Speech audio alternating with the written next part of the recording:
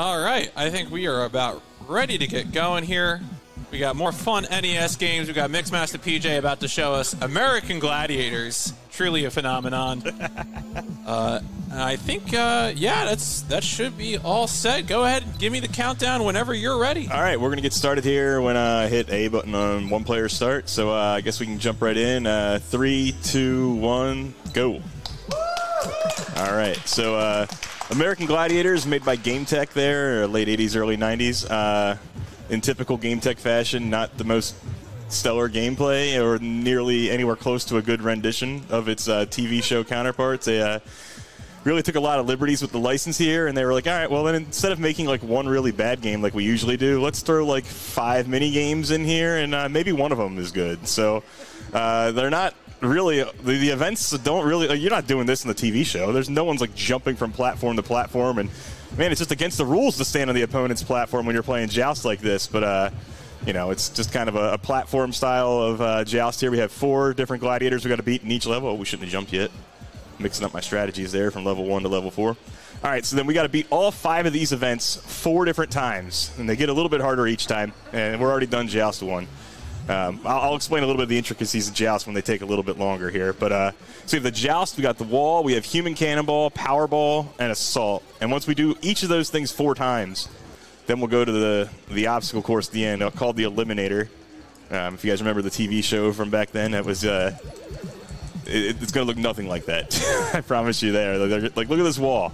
Like, we've already climbed effectively 150 feet just by doing it. And we're going backwards sometimes here, and there's like 37 gladiators. No safety harnesses or nothing. We don't need any of that. So we're just scrolling around. Oh, we just missed that one. That was nice. All right, so we got to spawn this one here. And it's like, oh, which of these hallways do you want to take? Well, this one is technically navigable, so we'll take this one. We got to sequence things there.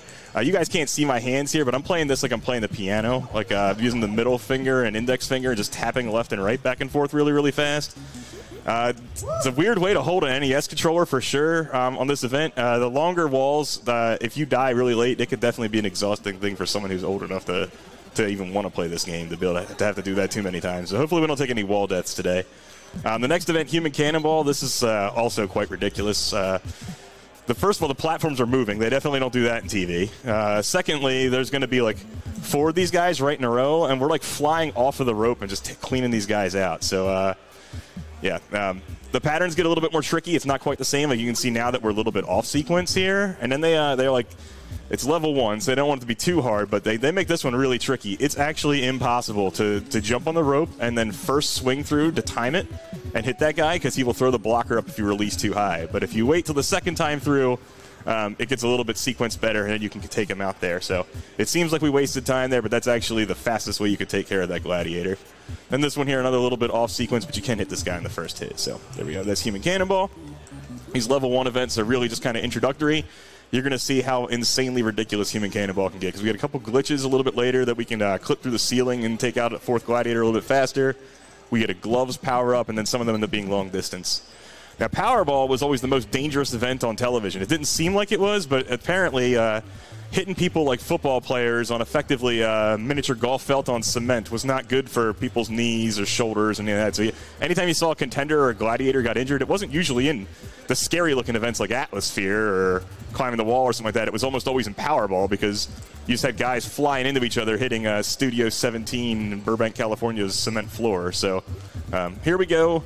We're going to just put the balls in here, and if you get 5 of them, you get a 1-up. If you do it again, you get a second 1-up. I hope we don't even need the 1-ups, but it's an auto-scroller. We are stuck here anyway, so we might as well just hang around here and try and get it done. So the other interesting thing here is like all these little mini-games have different controls. So the Joust, like the jumping mechanics in Joust are definitely not the same as the jumping mechanics in Human Cannonball. Like gravity affects you differently at different parts of the studio, apparently.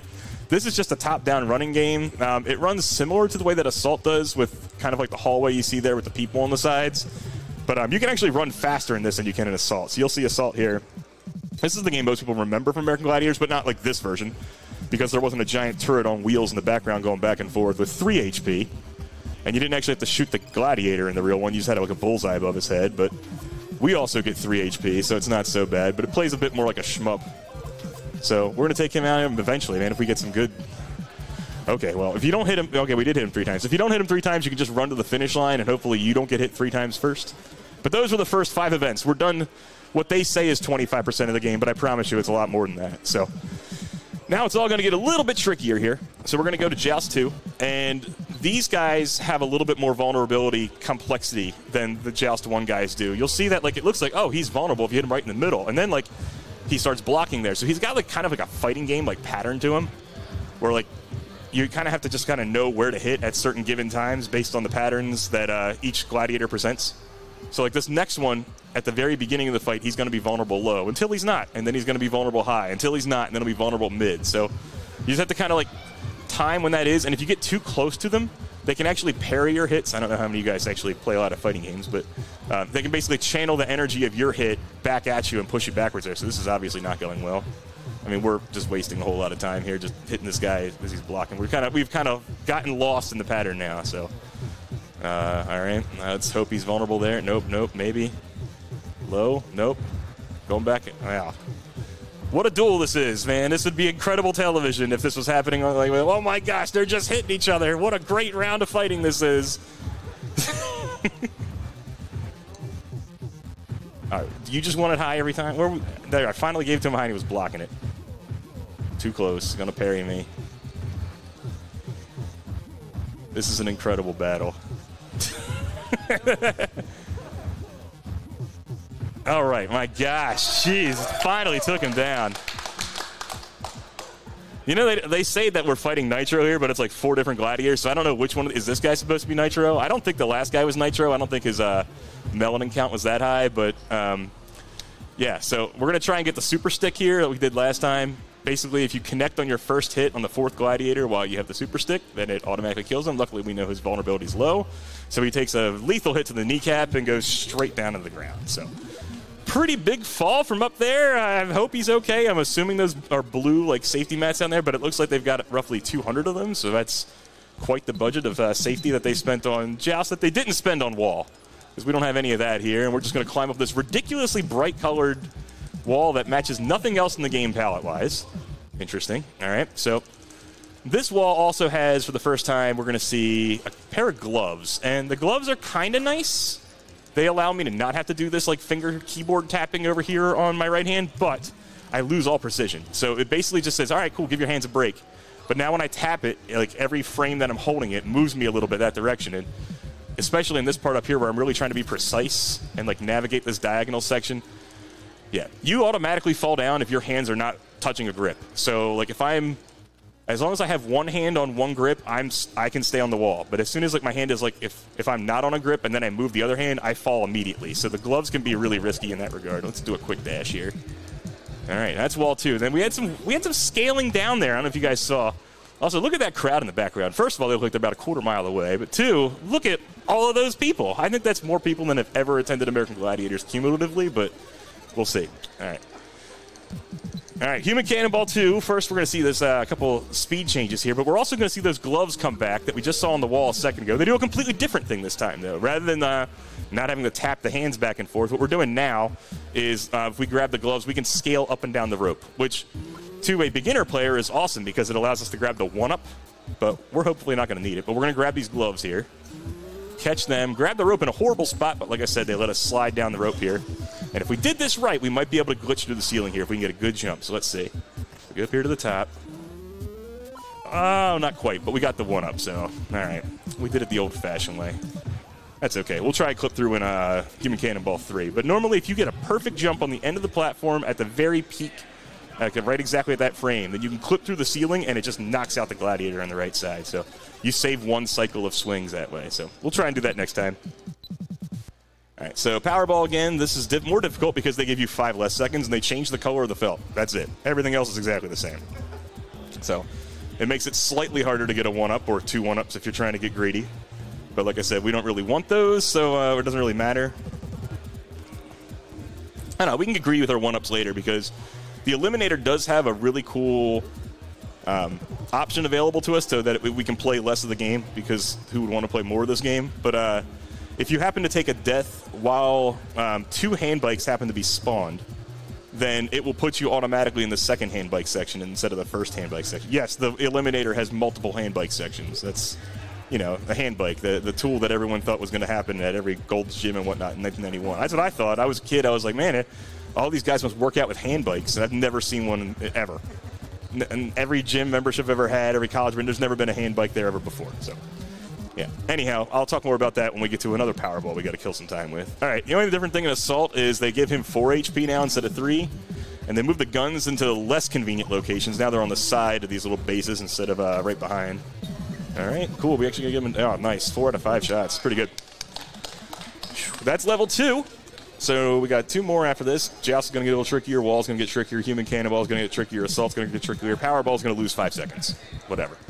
We're just going to take 5 seconds off and tell me I only have 50 seconds to play it instead. All right, cool. So on to Joust here. These combinations are a lot more complicated. They're probably the most complicated. Joust 4's combinations are simpler, but they change faster. Like they're each step is a lot quicker, so we'll have to keep that in mind here. But these are a little bit like the patterns themselves. If we had a fight like we did last time here, it could be really bad. But it looks like we're taking care of the second guy pretty quickly here. That was nice. And then this super stick that's going to come out of here is going to be really fast. So we'll have to be in a hurry to grab that. Otherwise, we have to fight the 4th guy, which is no fun. Oh, wow, he stayed vulnerable high the whole time. Let's hustle. And then time that jump. And then hit this guy right in the big toe. Oh, my God, my weak spot. Yeah, he went right down. Cool. I should stop talking during Joust. There's some great sound effects when those guys go down. I'll try and be quiet during Joust 4 so you can hear it. That's what the entire budget of this game was spent on, also with that giant crowd. And the mats, obviously. Good shading there. All right, Wall 3's got a lot more lateral movement than my other ones. We're going to do a lot more left and rights here to get to different parts of the maze. A little bit more diagonal usage, because diagonals in this game go just as fast as up and down. And left and right is effectively combined. So if you can go diagonal, it's better. Here we're going to try and grab these gloves to get over to the right side of the screen as fast as humanly possible, and then we're going to wait. And the reason being is we're going to actually shortcut this right here, but we can't do it with the gloves because it's just too precise. I'm sure the task could do it, but yeah, he didn't apply to this event. You're stuck with me. So, all right, we got to do this over here, up here. All right. I've never gone through the trouble of naming all of these gladiators because there's no way that all like 27 of these are laced. All right, this is a tricky spot. Can I dash past? All right, good. And then we don't want to go up too high. Straight across, spawn them both. Almost. That's the gloves for you. I did not go up high enough. I went like 1 or 2 frames too short on that. And of course, there's no like checkpoints or anything. So now we get to tap our fingers for twice as long as anticipated. But yeah, that's the part about the gloves that stinks. You can go a lot faster. You can make it further through the game. But then in that tiny little hallway there, I needed to make sure I went just a little bit higher. And I didn't.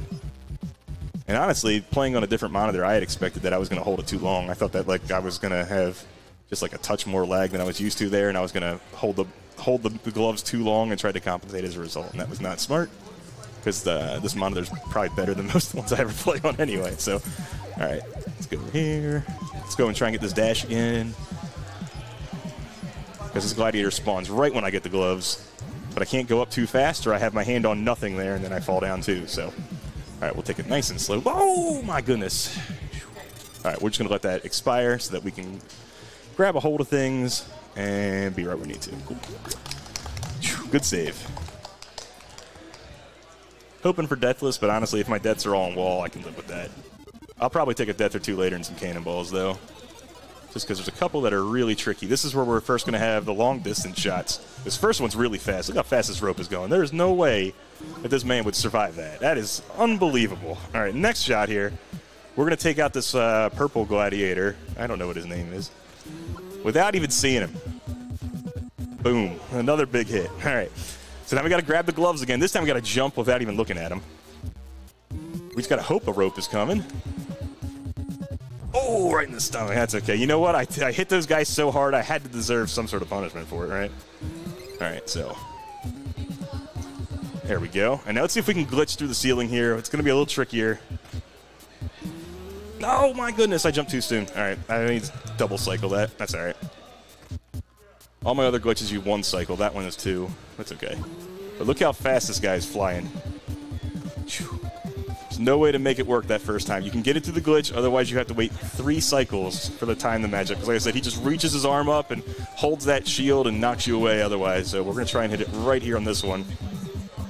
Look at that. What a great timing there. Because it looked like he was still going down, but then it bounced right back up into our favor. So he didn't reach the pad up and we got that through. Could have been a lot worse. All right, so that's the thing about the Eliminator. We can chat about that now as we go to the auto-scroll or a Powerball. So there's really 5 different phases of the Eliminator. There is the platforming at the beginning where we're jumping, trying to avoid the Gladiators throwing medicine balls at us.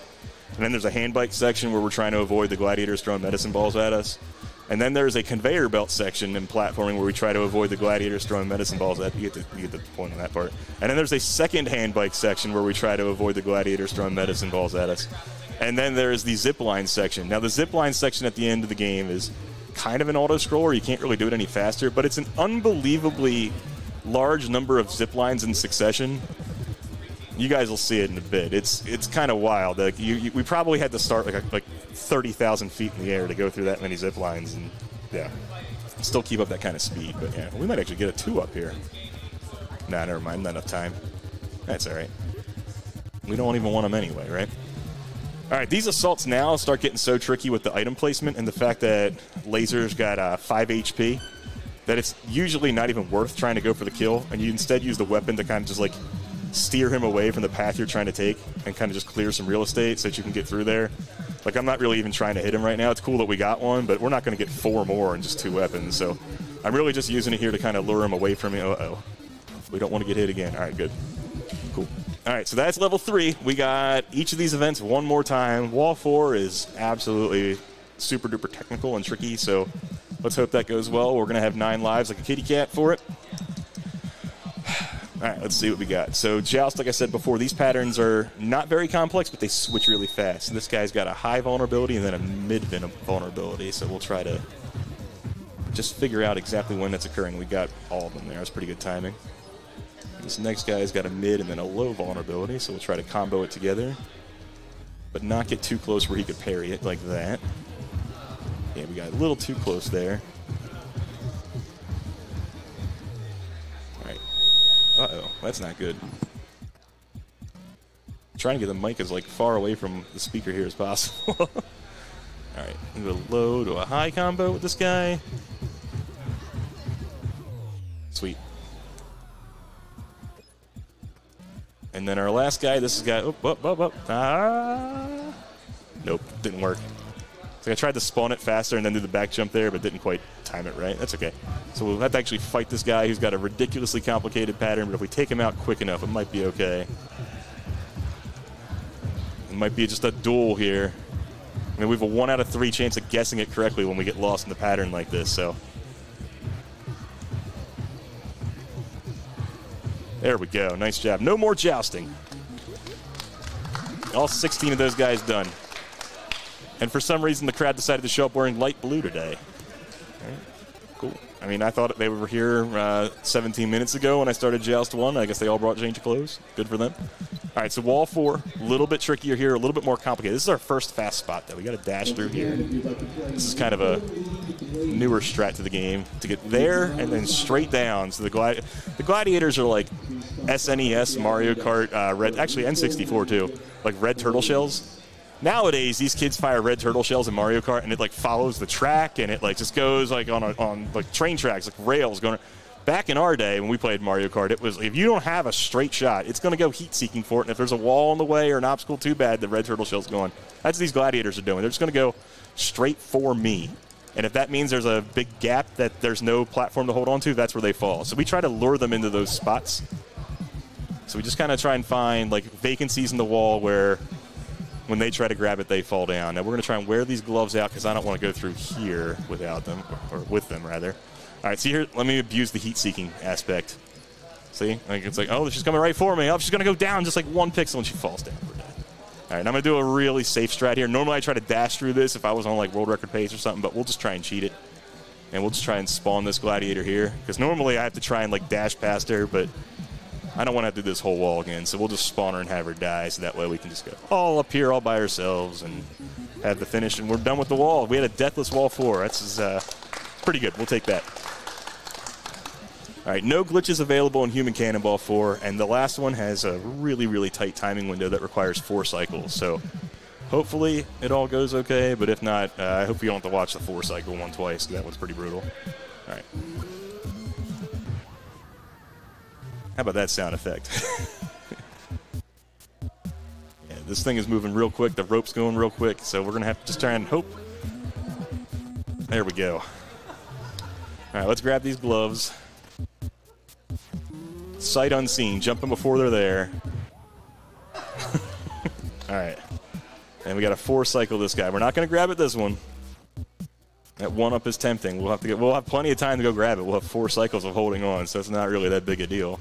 All right. We got it. Now, 6 o'clock on cycle 4. That's what the old game fact said. And I have not found a faster way. Also, props to that guy for drawing the entire American Gladiators logo with backslashes and asterisks and equal signs. He did a fantastic job. Kids these days don't understand ASCII art at all. All they know is the Kirby one and the guy flipping the table. That's the only ASCII art that they know nowadays. But, man, we had everything back then in our game packs. All right, here we go. Powerball, only 45 seconds this time. But, yeah, so after this we'll have – I probably won't even get that many hits in. I might not even get a weapon, actually, in the next assault. But speaking of assault, that's the only event we have where there's only one gladiator present. So we can actually assume that is laser, okay? Because every other one, it's like, hey, is this gold? Which one's gold? The red one, the blue one, the flesh-colored one down here? Is that – what are they – I don't know. Either way, we know that the gladiator we're fighting in assault is laser. And what makes that so important to me is that laser, as of a couple years ago, it may have changed, is the only American gladiator to be present on Cameo if you wish for him to give you a shout-out, which I did on my last world record. So if you want to see watch a guy who's probably done more steroids and drank water in his life congratulate some nerd for setting a world record in an NES American Gladiators game. I think it was my pinned tweet for a really long time, but yeah, you can go check it out. He definitely told me to, quote, keep doing Nintendo. So that's what we're doing here today. Going to be tight here. Laser's bringing his A game. Oh, look at that. We got it. Cool. All right, to the Eliminator. We're going to try to get the hand bite glitch. If it doesn't work out, you get to watch more of this game. If it does work out, then I don't have to play as much. Here's all the medicine balls. This is where all the budget of apparently the entire studio went. No fans in this section of the arena apparently either, but I don't know how heavy these medicine balls are, but when they hit me, they like literally stun me. Like they just knock me backwards. So I would say at least 25 pounds. So what kind of cannon is firing these things? I have no idea. But there's a couple jumps in this that happen a little bit later that you just have to jump and hope. Like look how slow gravity is here. Look how long it takes me to fall that far, right? The problem with that is that means that the medicine ball that effectively... Oh, darn. It fell off there. The medicine ball that will probably kill me on one of those jumps isn't on the screen yet when I actually attempt the jump. So I'm not even, like, able to, like... Oh, you can see this one. I had no way of avoiding that because I didn't know it existed when I jumped yet. So... And there's not really a... Well, maybe it will be, but... Due to the lack of participation on the leaderboards here, we have not had a huge contingent of people trying to manipulate the medicine ball RNG. If this run changes that, and I fall to like 15th on the leaderboard instead of first, that's fine. I would love to know: is it the score counter? Is it like how many frames of the game has elapsed? Is there like some random manipulation that we could? Oh, that was so close. I think I probably should have scooted ahead. I think I still would have spawned it, but whatever. That's okay. You guys get to watch every section then. So this section's actually much worse because you guys remember, well, you guys probably all remember maybe your first auto-scroller. One of my first ones that I remember is like Mario 3, like level 1-3, right? You're in that like air area in 1-3, and it's just like, oh, cool, there's this thing on the screen's moving along slowly, and it's kind of pushing me along. Well, not in this game. This game, it's an auto-scroller, but not really an auto-scroller. If you touch the left side of the screen, you just die. Like, if I just move too far left, you were going too slow. Punished. Look at that. It'd send me back there. All right, here comes prayer jump number 1. It's right after this big one here. I got to make it all the way down there and hopefully not get hit. Oh, my goodness. Okay, did it. All right, cool. And there's one more up here after this to get on the zip lines. Now, the zip line section is the last of the game. But if we can grab the zip line here, okay, then we got no more medicine balls. They effectively run out. You saw all 475 that the producers had purchased for the show. All right, cool. Now this zip line section, there's so many of these. Like, you have to jump from zip line. First of all, I don't know if this has ever been attempted before in real life. Has anyone ever jumped off of a zip line onto a zip line? Well, I don't know, but we're going faster and faster and faster and faster. You're like, wait a second, how high isn't this indoors? Like, where was this happening at? I like to think that this is me reverse scaling all the walls that I climbed. That everything, like, that joust happened like 3 floors above the previous joust, and that we were just climbing this gigantic, massive building that was like 7 Amazon warehouses stacked on top of one another. But that's it. Now the timer's going to happen when that timer in the corner reaches 0, so you don't even need me to count you down. But you can see that 46 turning to 40, to 30, to 20, and time. Good. That's pretty good. We'll take that. I was shooting for sub-26s all week, and yeah, 25-16 is awesome. So that is American Gladiators, and in typical NES fashion, well, actually not typical. You guys saw some really nice endings from the Capcom game earlier that Mad Mega played. A nice, good ending for Mega Man 6. Most NES games, especially these garbage ones that were made after TV shows, are lucky to have just one screen. Some of them might have 2 screens. This one just has this little animation, and then after this, game over. Here's a password to go back to level 4. Cool. And you press the button by accident here? Oh, okay, cool. You're back at the title screen. That's it. No credits, nothing like that. All the credits are here at the title. But that's American Gladiators, guys. I hope you really enjoyed it. I like the TV show a little bit better than the game, but I hope this was still a good nostalgic throwback for you guys. And I'll see you guys in a little bit then with Funhouse as well. Yeah, well, we're going to be back in a hot second. That was an outstanding run. Thank you again, Mixmaster, for that. But he's not going anywhere. We're coming right back with Funhouse. So see you in a few minutes.